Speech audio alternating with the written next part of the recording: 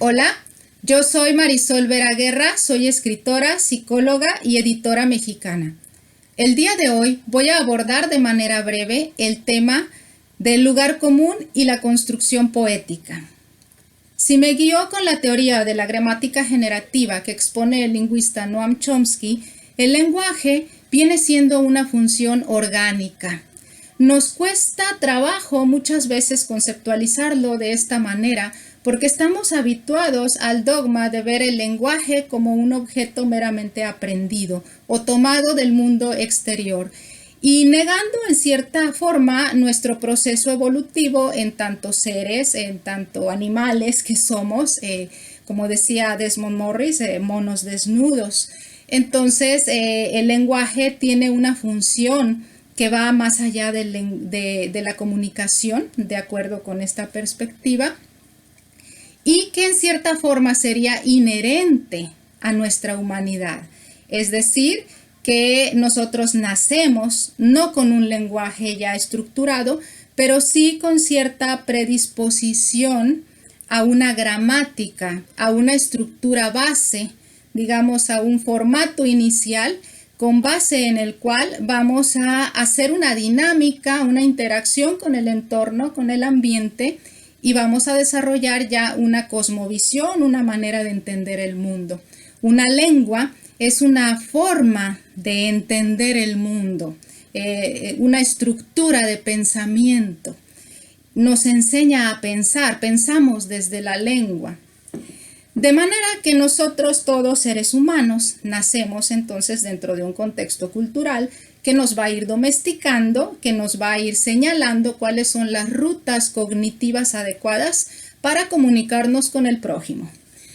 Pero el oficio literario nos exige, en buena medida, reconstruir estas rutas cognitivas.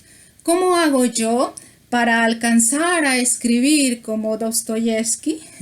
Pues a lo mejor nunca lo voy a lograr, lo más probable, lo más seguro es que no lo logre, pero sí puedo aproximarme, digamos, a los procesos de pensamiento que han tenido los grandes escritores para llegar a culminar en una obra maestra. Entonces, gran parte del aprendizaje del oficio poético consiste, diría yo, en reorganizar nuestro pensamiento, en trazar mapas cognitivos divergentes a los que utilizamos de manera convencional. Eso nos exige un bagaje, una lectura constante, no solamente del libro, sino una lectura constante de la realidad, de los elementos que vamos encontrando en la vida diaria y de las asociaciones que vamos construyendo en nuestro pensamiento. ¿Y dónde entra aquí el lugar común? Más allá de la metáfora brillante, más allá del ritmo y la metáfora, hay ciertos elementos de la vida que muchas veces pueden funcionar como un vínculo con el lector o que pueden funcionar quizá como pretexto para enlazar una idea mayor. La complejidad de un poema no necesariamente se encuentra en lo complejo que sea el elemento metafórico. Muchas veces la complejidad puede estar en el argumento, puede estar en lo que se dice entre líneas, entre un verso y otro. El poema le va a exigir al lector una doble lectura, una triple lectura. No hay un solo significado absoluto de un texto poético. En general el arte no es un absoluto, pero yo diría que en la poesía podemos particularmente notar esta multiplicidad de lecturas. Entonces, hay muchos poetas que a lo largo de la historia han utilizado el lugar común dentro de sus construcciones. Por ejemplo, pienso en Rubén Bonifaz Nuño, gran poeta, en El manto y la corona, cuando dice: amiga a la que amo, no envejezcas. Amiga a la que amo es una frase sencilla, que posiblemente tú, que seguramente yo, que muchas personas hemos dicho alguna vez en la vida. Amiga a la que amo, o amigo al que amo.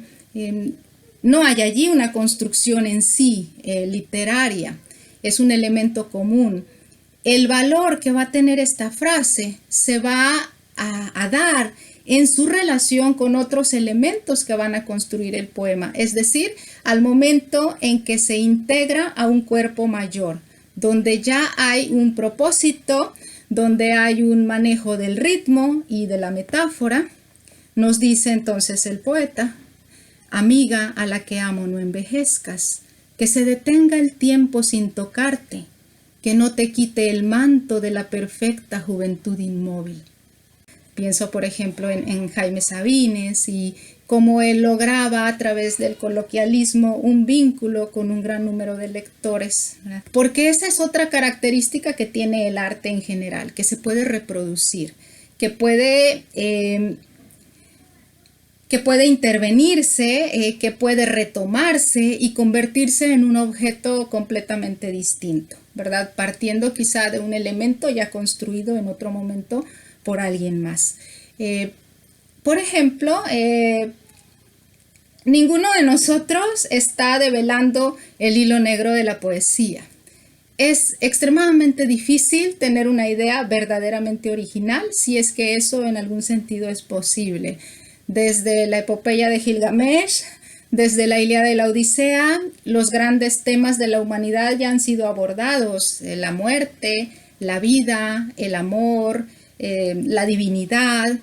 Y lo que hacemos nosotros es resignificar, reconfigurar a través del lenguaje. Volvemos a esta parte en la que, de acuerdo a nuestra lengua, desde nuestra cosmovisión, de acuerdo a nuestro bagaje de experiencias, a la riqueza de nuestro vocabulario, a nuestra creatividad para crear asociaciones insólitas y que nos puedan dirigir hacia nuevos procesos de pensamiento, de esto va a depender hacer un objeto que se distinga en gran medida de los otros objetos literarios que ya están en el ambiente o que ya están en los libros. Bueno, a mí me gusta particularmente jugar con los lugares comunes y llevarlos después a una construcción mayor, precisamente con toda la intención de crear ese vínculo con la vida ordinaria. Tengo, por ejemplo, este que es mi poemario más reciente, que es Si la muerte se enamora de mí. A mí me parece, para empezar, el título mismo una frase sencilla, y utilizo el hashtag, no sé si se alcanza a ver, aludiendo a los Me Toos. Y no solamente eso, sino que mi editora, la doctora Ana Elena Díaz, quien es también filóloga de la UNAM, ¿verdad? Pues me concedió la libertad de elegir los colores de mi portada. Entonces yo quise que la portada fuese emulando un tanto el ambiente de la web. Entonces hago toda una construcción visual, en este caso, que se vuelve parte misma de la construcción literaria, que no siempre es posible, pero bueno, en este momento se me cumplió. Tengo, por ejemplo, un poema que está dentro de este libro que se llama Me dormí con un pitbull y desperté con una cobra, que alude a los tipos de agresores, de acuerdo a una tipología que se establece dentro de la psicología, donde hay agresores que son llamados pitbull y agresores que son llamados cobra, que son los más peligrosos porque tienden más a la agresión física y a utilizar armas y más a conductas directamente antisociales que los otros. Entonces yo también utilizo un poco mi bagaje como psicóloga, pero sin caer en el tecnicismo para no acartonar el texto. Yo uso entonces dentro de este poema una frase que es de un poema de Baudelaire, ¿verdad? Y lo aludo directamente. Digo, ya lo dijo el poeta parisiense, hay que estar ebrios de vino, de poesía o de virtud. Inserto el verso como una manera de jugar, ¿verdad? Y precisamente cito al poeta parisiense. Y es un lugar tan común en sí para la gente que habituada a leer literatura, ¿no? Lo que es Baudelaire, lo que es Rimbaud, lo que es pues vienen siendo los poetas del malditismo francés, ¿verdad? Verlaine, y ahí nos podemos seguir.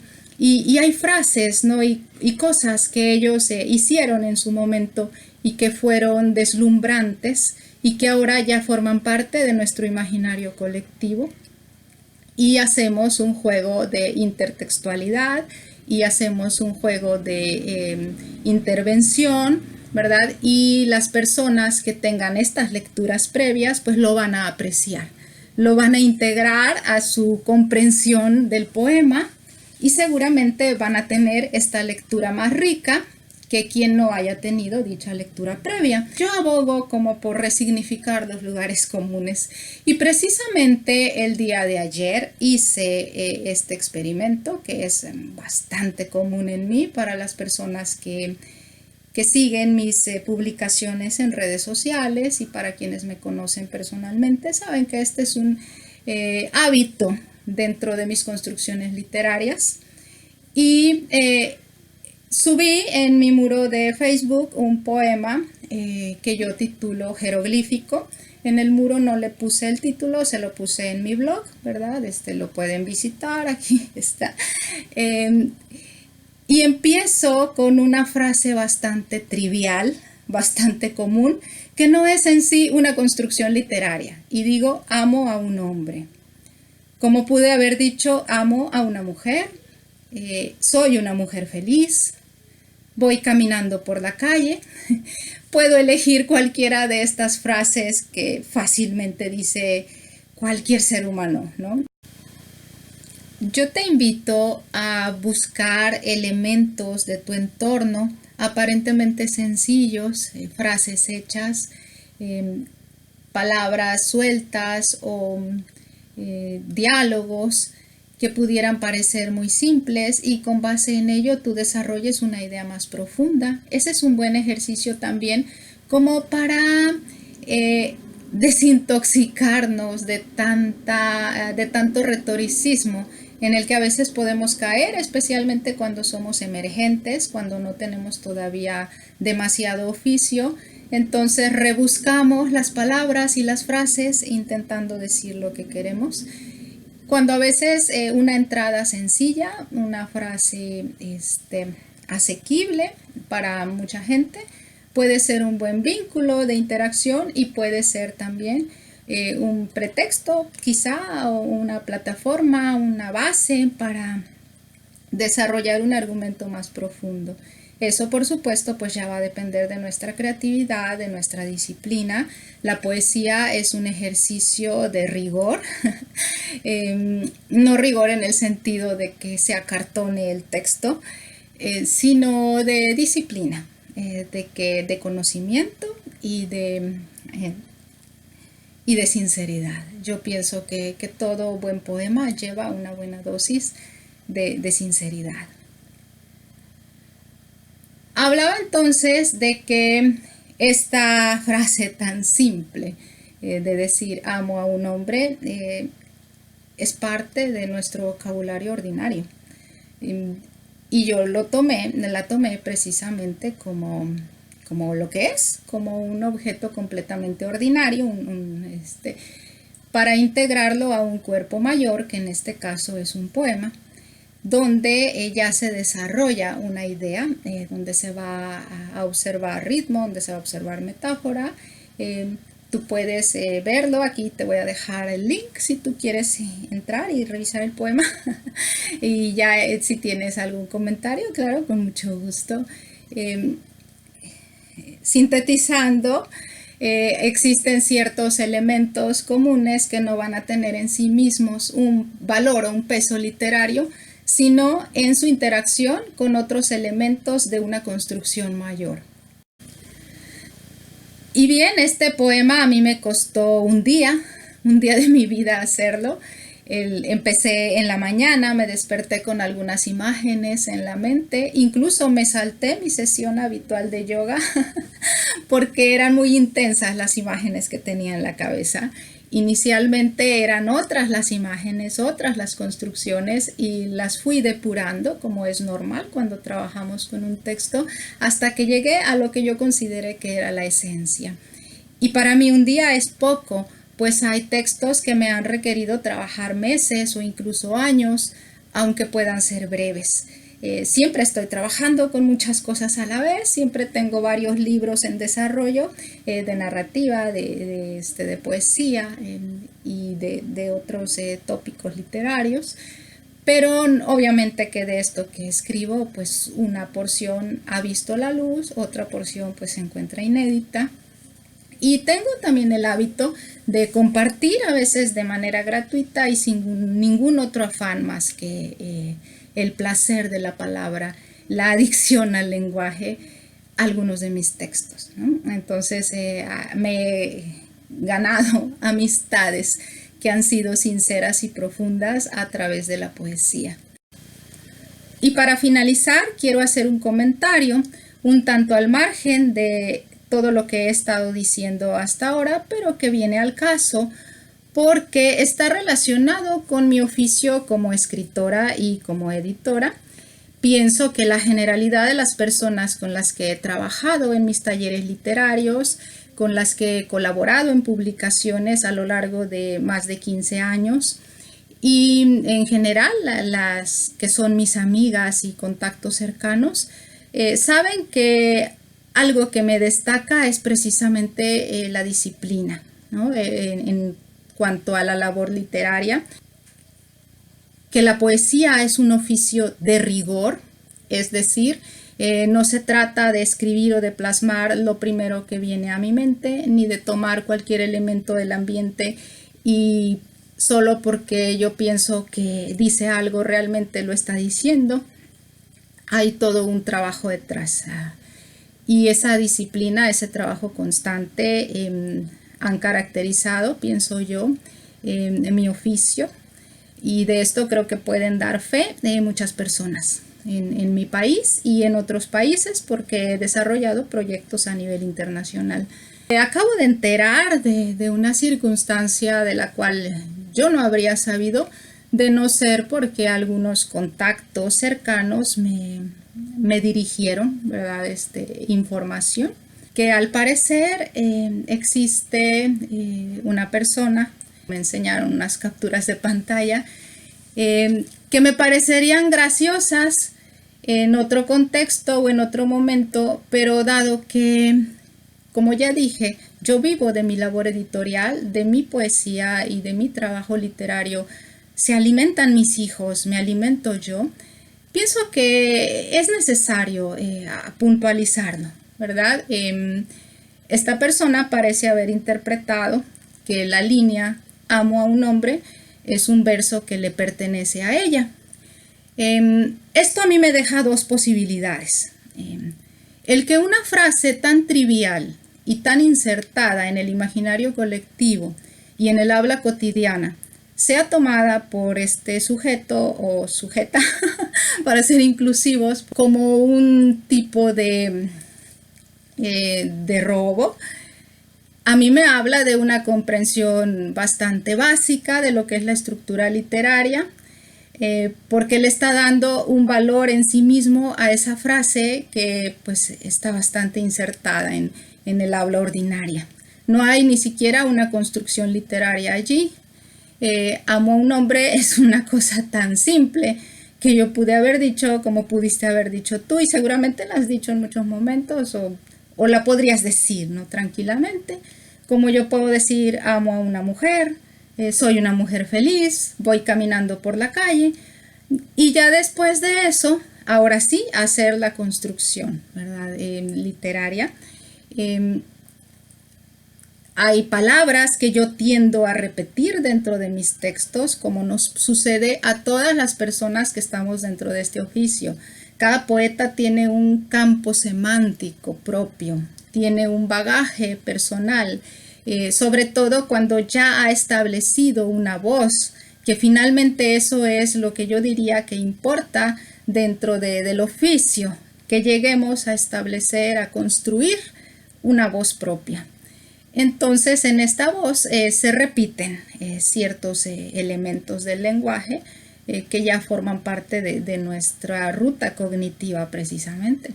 De modo que si nos pusiéramos como que a sacar todos los lugares comunes de los poemas y los consideráramos como plagios, pues no sé, se haría una cosa muy graciosa, ¿no? Porque prácticamente todos estaríamos plagiándonos a todos. Así que decía, una posibilidad es que la persona que está diciendo esto realmente no tiene una comprensión profunda de lo que es la creación poética y la inserción de un elemento que es bastante básico, como para considerarlo pues propio. Eso tendría validez si se tratara de una construcción literaria en sí, ¿verdad? De una construcción o de un cuerpo mayor donde ya se viera completamente esa repetición. Y aún allí, aún en ese caso, yo analizaría por varias razones. Una, porque tendemos de alguna manera a apropiarnos del contexto, tendemos a llegar a ciertos niveles de pensamiento y no es imposible que tengamos construcciones similares en unos poemas y en otros, inclusive en ciertas distancias. Esa es la posibilidad que a mí se me ocurre. La otra posibilidad, que yo quiero pensar que no es así, pero no puedo descartarla porque soy psicóloga y de alguna manera leo también las conductas humanas. La otra posibilidad es simplemente la intención de hacer daño, ¿verdad? De desacreditar y de hacer una campaña de difamación. En ese caso, pues no hay argumento válido, lógico ni razonable que pueda aceptar esa persona, porque cuando una persona ya desacredita con el simple deseo de hacer daño, entonces ya no está funcionando con base en la lógica o en la razón, sino con base en el poder, en la ilusión del poder. Desconozco yo en tal caso, si fuese este el caso, cuáles pudieran ser los motivos de desacreditar a alguien que ni siquiera conoce en persona, o no sé si me conozca francamente, no lo sé, y francamente no me interesa saberlo. Yo hago esta aclaración para mis lectores y para la gente que tiene criterio y que puede llegar a establecer una lectura. De hecho, yo invito, ¿verdad? Invito al lector en general a conocer mi obra literaria.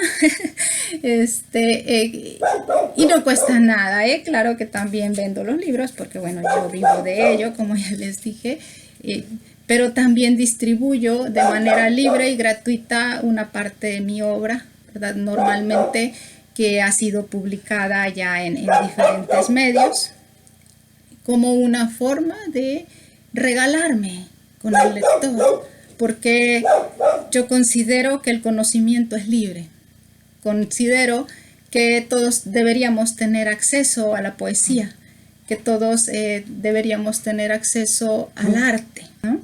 El lector para mí es una revelación, es decir, yo escribo y no sé hacia dónde van a ir mis textos. Su destino muchas veces es insospechado.